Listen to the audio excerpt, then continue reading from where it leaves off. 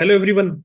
In new video of CSET Nahi Rukega series, we are seeing now mixtures and allegations, an important topic, and we will try to understand the concepts of this through actual CSET, UPSC, PYQ, and we will also try to apply common sense. After watching this video, you all will be confident in this topic. Any question comes, you will be able to solve it. Okay, so first we will see the question of CSET 2020. The question says, a vessel full of water weighs 40 kg. If it is one third filled, its weight becomes 20 kg. What is the weight of the empty vessel? Okay, so here is the step-by-step solution. When the vessel is fully filled with water, total weight equal to 40 kg. That is being given. When the vessel is one third filled with water, total weight equal to 20 kg. Now we will assume, let's assume that weight of empty vessel, when there is nothing, when there is no water, is x kg. Weight of water when full.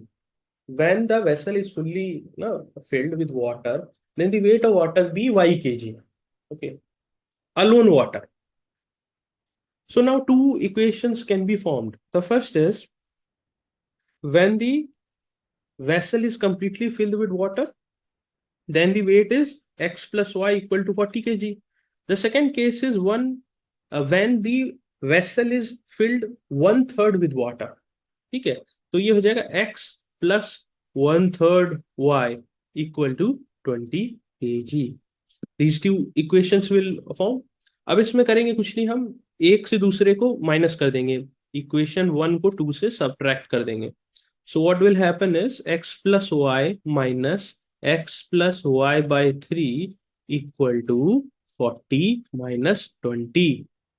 इसको solve जब हम करेंगे तो ये equation कुछ ऐसा बन जाएगा, x से तो x कट जाएगा, y minus y by 3 equal to 20. That will be 2 by 3y equal to 20, y equal to 30. So y क्या था? Y we had assumed the weight of water when full. ठीक है, तो that is 30 kg and x plus y equal to 40 kg. So vessel alone is x plus 30 equal to 40 kg, x equal to 40 minus 30 it is equal to 10 kg. समझे? हिंदी में अगर समझो तो कोई एक वेसल है ना, उसमें ना उसका खुद का कुछ वेट होगा ना, ओन वेट. जब पूरा पानी भरा होता है then the weight is 40 kg. तो पानी का वजन प्लस इसका खुद का वेट इज 40 kg. जब इसमें वन थर्ड पानी भरा हुआ है तब इसके खुद का वेट प्लस वाटर का वेट इक्वल टू 20 kg. पूछ रहा था कि इसे खुद का वेसल का वेट क्या है. So for that we formed an equation में हमने मान लिया कि the weight of vessel when nothing is there, own intrinsic weight is x kg and y kg is the weight of water when totally filled, जब पूरा field है vessel में. सो उसे इक्वेशन बन गया x plus y equal to 40 kg and x plus one third y equal to 20 kg. Equation solve किया, we got the weight of water and फिर पहले इक्वेशन से we got the weight of vessel. Okay, I hope it is clear. Let's see the second question. Two glasses of equal volume are respectively half and three-fourth filled with milk. ठीक है, they are then filled to the brim. Brim का मतलब होता है एकदम top तक. जैसे glass है ना, this is called brim. By adding water, their contents are poured into another vessel. What is the ratio of milk to water? अब इस वाले में क्या रहेगा, जो नए वेसल बनेगा इसमें दोनों का हमने पॉर कर दिया liquid, then what will be the new ratio of milk to water. एकदम स्टेप बाय स्टेप चलेंगे. फर्स्ट थिंग ना एज्यूम करने का, you can assume 100 also. I am assuming that capacity of each glass is equal to 1 litre. जैसे क्या ना, calculation easy हो जाएगी. ओके, सो हम 1 लीटर मान लें, you can take it 100 litre also, because यहाँ इक्वल वॉल्यूम है तो दोनों का एक ही होगा, है ना, 1 लीटर. That's it. अब इसमें दिया हुआ है कि टू ग्लास में जो फर्स्ट है उसमें half milk is there. So first वाले में जो मिल्क हो गया वो हाफ लीटर हो गया. जब हाफ लीटर मिल्क है, ब्रिम तक फुल है, तो water will be 1 - half litre, यानी इक्वल है इसमें. Half half litre milk and half half litre water है. ये तो हमने कर लिया for glass one calculation. For glass two it is given that milk is 3/4. तो 3/4 लीटर हो गया मिल्क, वाटर हो जाएगा 1/4 लीटर. अंडरस्टूड. अब नाउ कंबाइन बोथ, क्योंकि अब नई वेसल में जा रहा है तो total milk will be equal to half liter plus 3/4 liter. That will be 5/4 liter.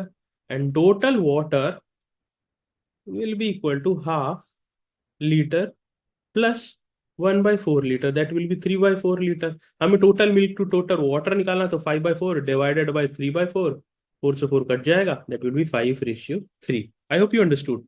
Just to make the calculations easy, I assumed as 1 liter. You can assume at 100 liter. Since the volume was equal, तो दोनों का 1 liter हो जाएगा. उसके बाद इसमें the question has already provided that एक में हाफ मिल्क है और फिर उसको फुल कर दिया ब्रिम तक विद वाटर. तो हाफ अगर मिल्क है तो हाफ इज वाटर. देन 3/4 दूसरी ग्लास जो है सेम वॉल्यूम का, उसमें 3/4 दे हैव एडेड मिल्क, तो 1/4 जो बचा दैट इज वाटर. उसके बाद क्या बोला कि ये दोनों को ही एक नए वेसल में डाल दिया. तो what we will do is, जो मिल्क था ग्लास 1 में, जो मिल्क था ग्लास 2 में, उसको ऐड कर देंगे. जो वाटर था ग्लास 1 में, जो वाटर था ग्लास 2 में, उसको ऐड कर देंगे, उसका रेशियो निकाल लेंगे. I hope you understood the concept. Now comes another question. A bottle contains 20 liters of liquid A. 4 liters of A is removed and replaced by liquid B. The process is repeated again. What is the final ratio of A to B? चलो step by step करते हैं. ए में पहले कितना litre है? 20 litre given है. अब क्या हुआ, ए से 4 लीटर निकाल लिया गया. ठीक है, तो अब यहां पे 16 लीटर ए है और उसमें ऐड क्या कर दिया गया, 4 लीटर बी. अब ये प्रोसेस अगेन रिपीट हो रहा है कि यहां से हमें फिर से 4 लीटर निकाल के बी को रिप्लेस करना है. बट द थिंग जहां पे आप फंस जाओगे बुरी तरीके से, वो ये है कि अब ये वेसल में केवल ए नहीं है. Now B is also there and you cannot separate the liquids. Okay, so अब जो 4 लीटर निकलेगा उसमें ए भी निकलेगा एंड बी भी निकलेगा. And now if you see, अगर आप देखोगे तो अगर रेशियो में देखोगे तो अभी इसमें 4 लीटर बी है एंड 16 लीटर ए है.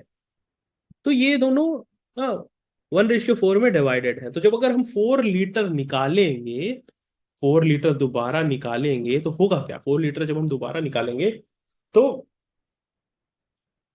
80% जो होगा वो तो ए रहेगा एंड 20% जो रहेगा वो बी रहेगा, है ना. 16 लीटर है तो 80% ही तो है 20 का, एंड बी इज 4 लीटर तो 20% हुआ, है ना. तो अब हमने जो 4 लीटर निकाला तो 80% ए गया इसमें से, दैट इज 3.2, और 20% बी गया, दैट इज 0.8. अब क्या बचा, अब ए है इसमें 16 माइनस 3.2, दैट इज 12.8 लीटर्स, और बी है यहाँ पे 4, ठीक है, माइनस 0.8, क्योंकि ये 0.8 निकला, लेकिन बी हम फिर से डाल दिए ना 4 लीटर ऊपर से, तो नाउ इट इज 7.2 लीटर्स. अब फाइनल रेशियो निकालना है तो यू जस्ट हैव टू, है ना, डिवाइड देम. डिवाइड आप जब करोगे तो ये आ जाएगा 16 9, क्योंकि 8 का मल्टीपल है ना, क्योंकि 8 9 72 एंड 8 का 16 से करोगे तो 128 आता है. तो 16:9 विल बी द आंसर. पहले से समझ जाओ, कैच इसमें यही था कि the process is repeated again. Sorry, तो इसमें व्हाट पीपल डिड इज, वो फिर से ए का 4 लीटर ही निकाल दिए, that was the error. Now the now the vessel has B also and B is almost 20%. जब तो 4 लीटर हम रिप्लेस करेंगे तो इसमें 20% बी भी जाएगा. And the final ratio was asked, तो बी अब 4 लीटर ऐड हो गया है, ए भी निकल गया, कुछ बी भी निकल गया, and then the final ratio should have been found. तो these small things, if you will read, common sense को बिल्कुल ही if you will keep alive, you will not make any question of mixture and allegations wrong. Don't need to have any sort of equation, complex equations, but you have to read things carefully. And these are the types of questions which has been asked by UPSC. I have taken diverse set of questions, and I hope this will give you some confidence. Thank you very much. Take care. Best wishes.